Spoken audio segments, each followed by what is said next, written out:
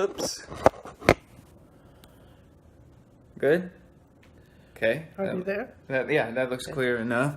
Okay, after another little brief technical difficulty. So, we're talking about people's idea of nuns as cloistered and removed from the world, but that is not the case with you. That hasn't been the case with your life. You have been in different parts of the world. You've been in different parts of the country. You've been involved primarily in education. I'd like for you to talk briefly just about a few experiences that you had. One is being in Memphis during the civil rights movement after Vatican II, and the other would be your time in Belize. Our community is not cloistered, it is apostolic, and that means that we live the community life of prayer and common life, and we are mission to go out to parishes or offices or really any appropriate ministry for us. We can choose that ministry today. In the early days of our community, we were told where to go, but not now. It's according to our talents and our education. I have been in education all my life, 17 years teaching, as I mentioned before. After that, in religious education. My first mission was in Memphis at the time of the civil rights movement. During that time, there was the garbage workers strike, and that made Memphis and us very tense about the whole situation because I think it was very volatile. Yeah. And so we were involved somewhat. I personally was involved in some demonstrations, but I would not go down to the center of it because of my teaching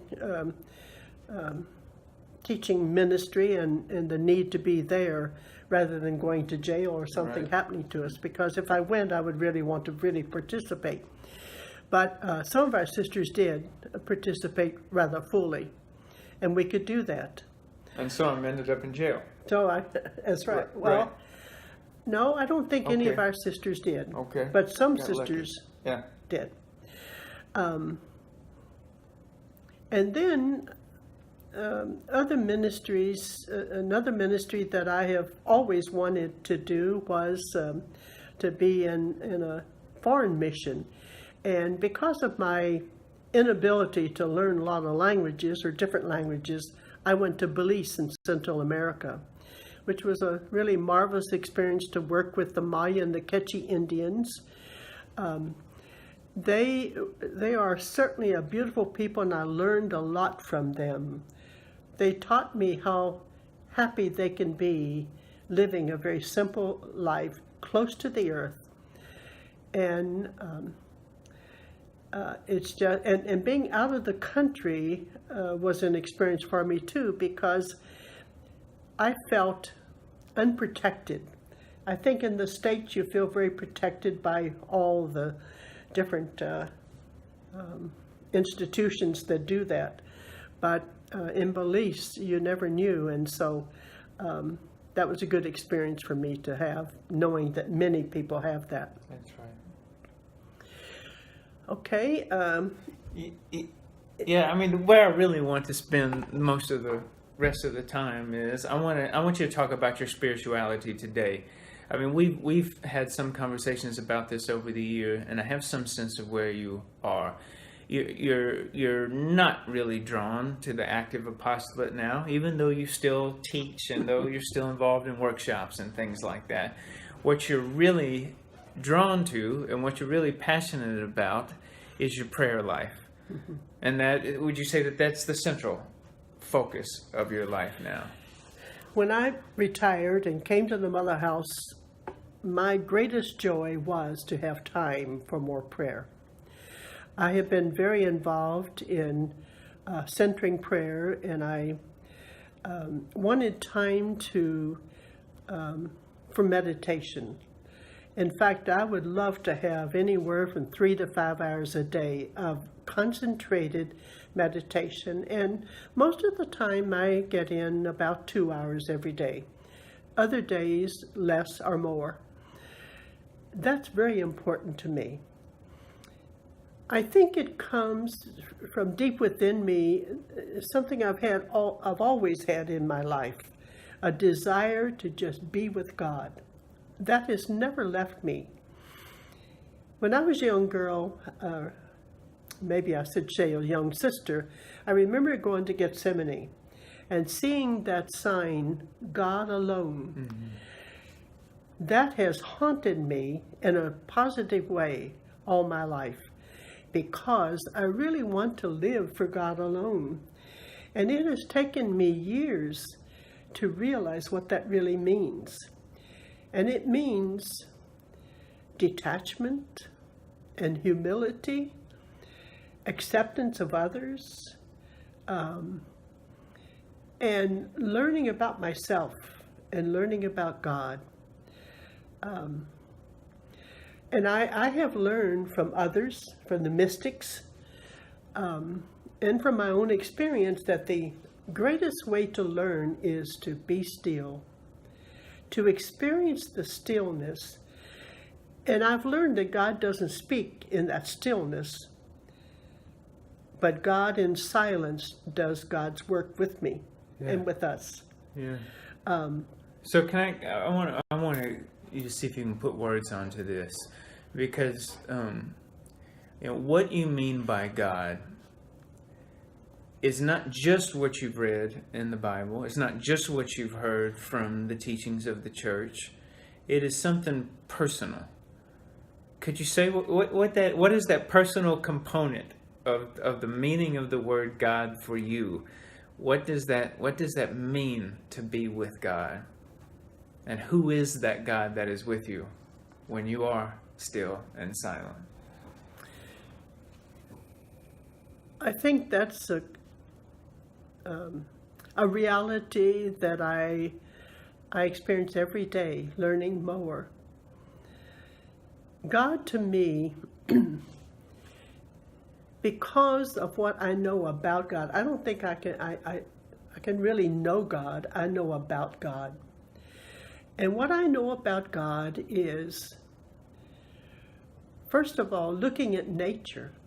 When I look at the stars and the moon and the grass of the fields, and remember the experiences I had on the farm, those are just very real manifestations of a creator that loves us, that is beyond comprehension. And then the scriptures I've learned about God there, as you have mentioned, and from other people. I don't think we know very much about God. I just think God is almost incomprehensible. But that's okay with me. I'm excited about the possibility of someday really knowing who God is. You know, I used to image God as the man upstairs and the policeman and all that. That's completely past.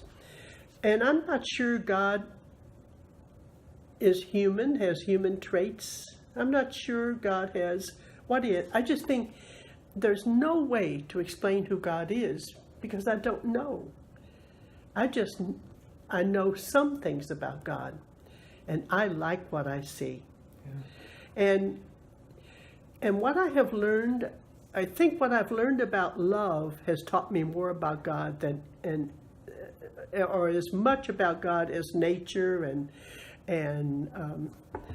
the scriptures. In my life, I have experienced love, deep love, from 2 or 3 people. And I remember saying when I was about 35 years old, I said to God, if the love of this person is like your love, I want more of it. And and I have been told that God is love. That's what the scriptures say. Sure. And so I embrace that. And every time I sit in meditation and be still, and this has not always been, but in recent years, I know God's presence there. I don't exactly feel it, but I believe it. Mm-hmm. I know God is present, and that experience of God is not just momentary. To me, it has become more and more consistent through my day and through my night. I wake up in the morning, most of the time, just thinking of God, or asking God to bless me, or to telling God that I love Him. And I think the moment that I really fell in love with God is when I really began to know God more deeply. You don't know God in the head. You know God from the heart. I think that's how I would explain it. It's really hard to talk about. Sure.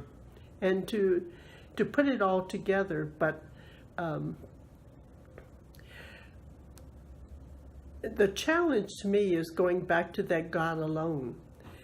I ask myself, do I really want to be with God alone? Is that my goal in life, to be with God alone? Because I'm really pushing back my family, my friends, and all as secondary. I think I can say yes. I am ready to be with God alone. Because when I die, that's all I'm going to be. I was just going to ask you that. Is that Yes. what is your feeling about death and its meaning and its significance? And what's the connection between death and prayer at this stage in your life? I've thought a lot about death recently, in the last year or two. And I'm coming to more and more accepting the fact that I'm going to die. But more than that, really looking forward to it. If I were to die tomorrow, the only thing I would regret is my room wasn't put in order. And that's not really what matters, and I know that. But I really, I anticipate being with God. And part of that, the prayer helps me to become more and more detached from things and people and earth, and look to heaven, look to God, who God is and what God has in store for us. Have you ever had a little glimpse of that, do you feel like, in your prayer life? A glimpse of what heaven will be like? No, I can't say I have, but I anticipate that. I'm waiting for it. Yeah. I just, when I pray, I don't always use a lot of words. I've gotten away from words. In fact, even when we pray the office, I just wish I didn't have to say so many words, Right. because I can't digest them. But I just know that God is there waiting for me and all of us. And God is sad for those who have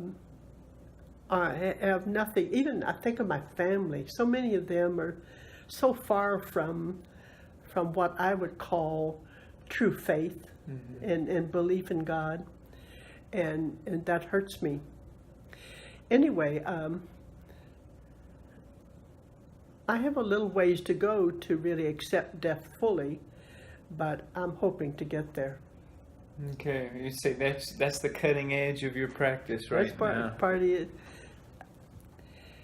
I think the cutting edge of my practice right now is to